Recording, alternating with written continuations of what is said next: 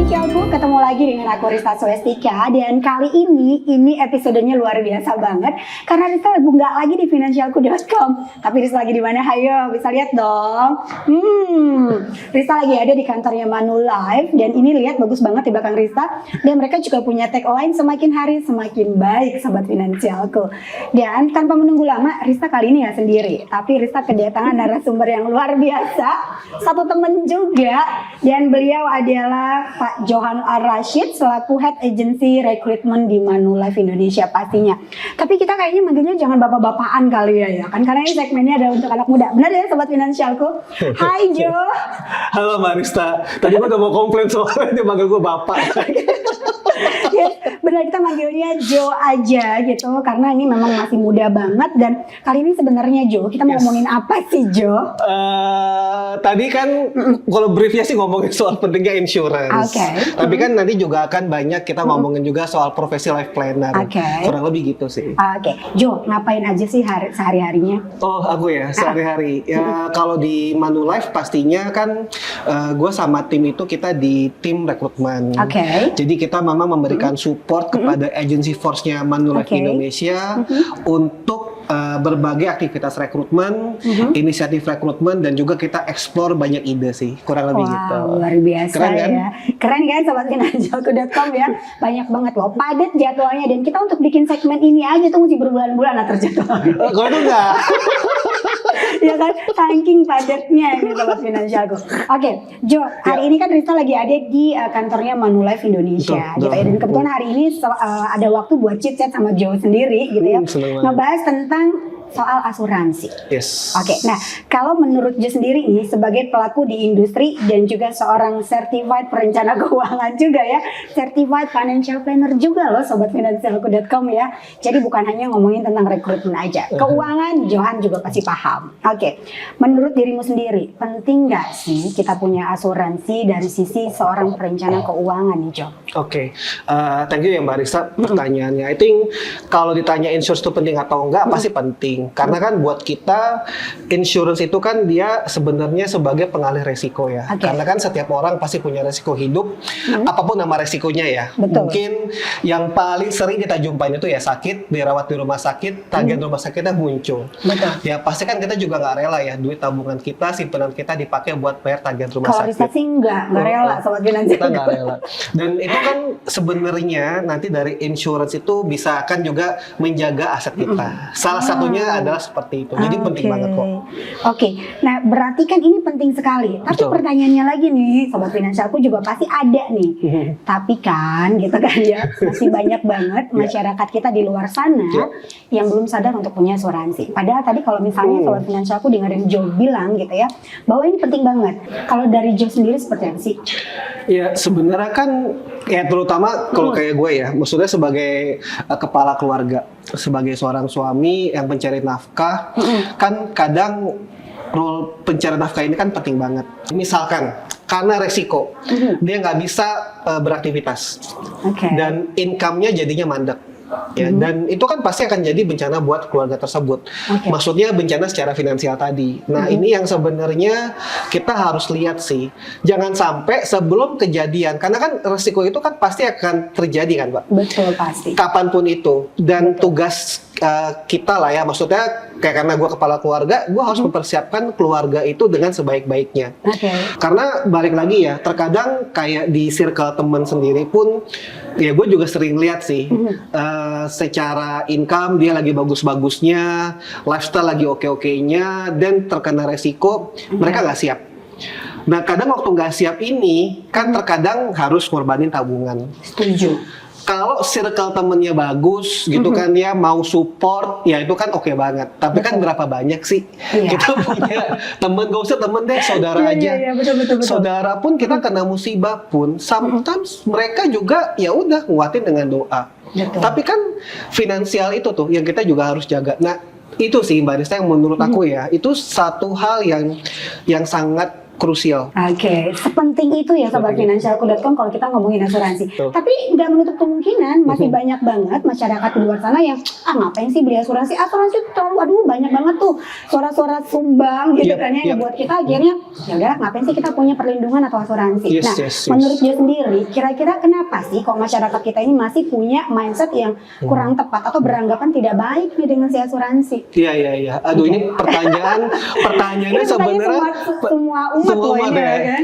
Tapi ini pertanyaannya valid sih, Mbak Rista. Sangat valid dan memang ya, tapi gue jawabin juga agak sedih ya, karena memang itu benar, which is itu 100% correct. Nah, jadi gini, karena kan dulu ya, zaman dulu mungkin kan agen-agen asuransi dapat semacam training dulu kan, insurance itu bisa ditambahin dengan investasi ya kan, kamu sisihin duit sekian nanti duitnya dapat berapa, itu zaman dulu.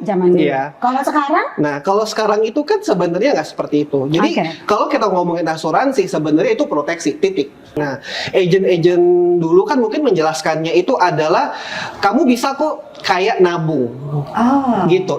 Itu contoh lah ya. Nah kan kalau nabung kan di bayangan kita ya Mbak Rista ya, bertambah terus duitnya. Iya, nabung setahun 10 juta. Kalau 10 tahun jadinya kan udah segini dong. Betul, 100 juta dong kalau 10 tahun dong. Nah ternyata duitnya nggak segitu.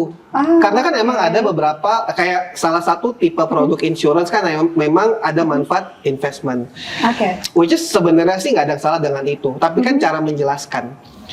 Dan terkadang kan mindset orang waktu mendapatkan penjelasan dari agent, mereka kan nerima banget ya, karena mereka tuh percaya.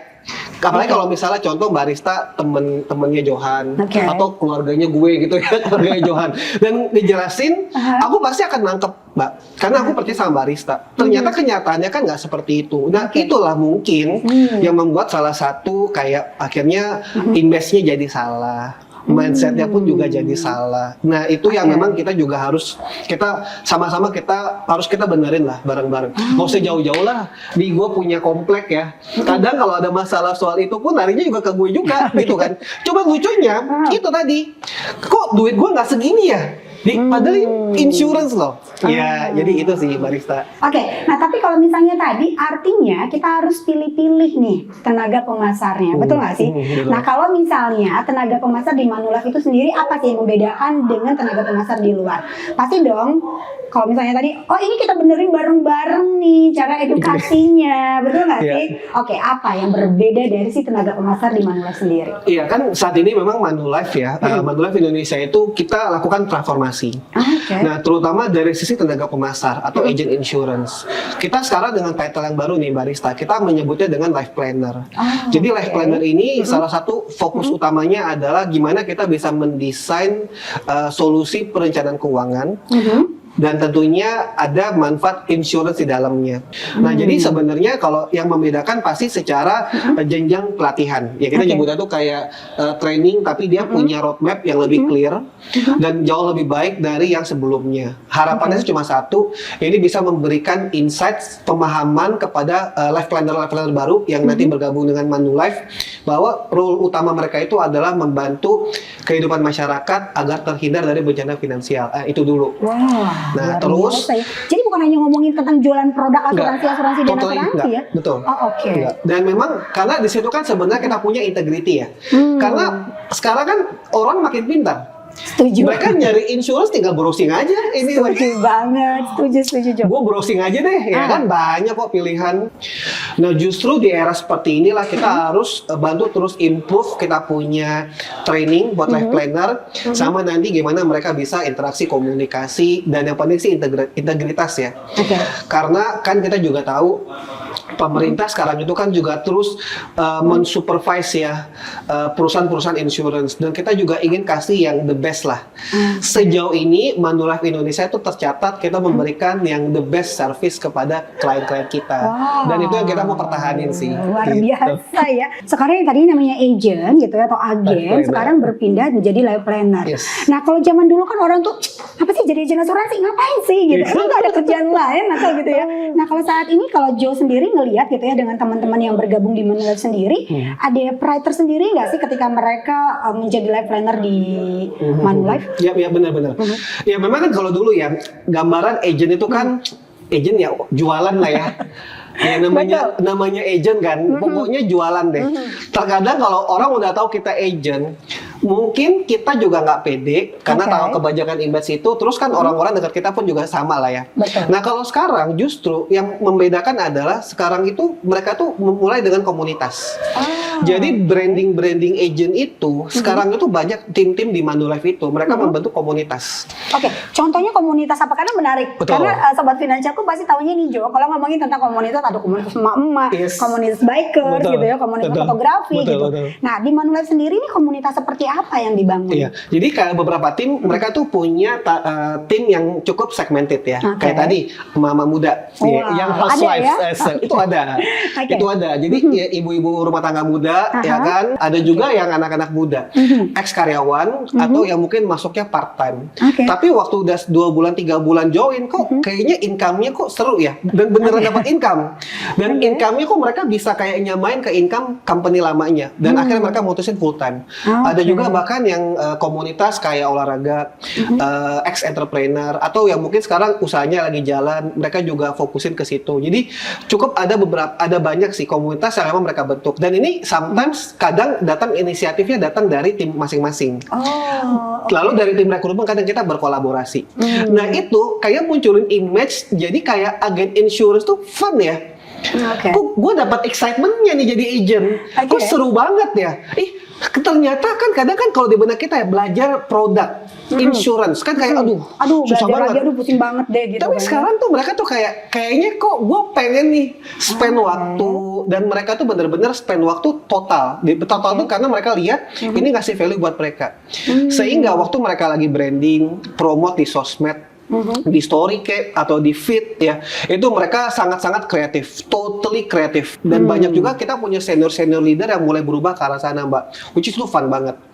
Jadi nongkrongnya itu keren. Agak nongkrongnya di mana nih sobat finansial? Karena biasanya sobat finansialku kalau gabung komunitas ngomongin gimana caranya dapetin duit gitu kan ya. Kemudian nongkrongnya di mana nih Riz gitu kok? Jangan-jangan di ruang training yang bikin bosan. Aduh kayaknya nggak usah training deh gitu. Nah kalau di Manulife sendiri ini proses ruang training dan lain-lain itu gimana? Kalau yang kayak di tempat ini kan kita di kantor pusat Manulife kan di lantai 3. Ini kan ruang common public lah ya. Ini seru banget loh. Ini cafe sebenarnya, setup cafe. Ini ruang training. Ya tapi ada juga beberapa tim yang mereka tuh lebih prefer di cafe. Ada beberapa tim itu pakai konsep misalkan mereka tuh bikin beberapa tempat gitu ya. Jadi tempat-tempat itu nanti ada PIC-nya. Nah itu rata-rata pasti cafe. Jadi nanti ngajak orang ketemuan sama orang, mereka juga di situ. Mungkin dari pagi sampai siang, nanti mereka lanjut lagi sama aktivitas yang lain. Nah, jadi se-fun itu dan seseru itu. Wow, seru banget ya sobat finansialku. Aku sampai speechless loh ya. Oke, tadi itu fun, kemudian juga ada komunitas-komunitasnya, tergantung teman-teman atau sobat finansialku tuh nyamannya di komunitas yang mana. Benar. Ya, karena tadi nggak menutup kemungkinan juga Anda misalnya masih Gen Z atau milenial bergabung dengan baby boomers juga nggak masalah dong. Kalau nyambung ya kan. Gitu. Apalagi di sini dengan skema pembelajarannya juga yang benar-benar fun. Gitu ya. Kemudian juga nggak terlalu yang bikin penat-penat. Kemudian setupnya juga ada kafe-kafenya banyak gitu ya. Nah tapi pertanyaannya gini Jo, apa sih yang menarik buat sobat finansialku tahu sehingga menjadi seorang life planner di Manulife ini benar-benar bisa mendapatkan apa dan mewujudkan apa sih impian dari teman-teman semua? Bagaimana dari sisi komisi lah gitu. Kan kita perlu transparan juga nih Jo. Betul. Gitu. Mau dibahas atau enggak nih? Boleh dong. Gitu.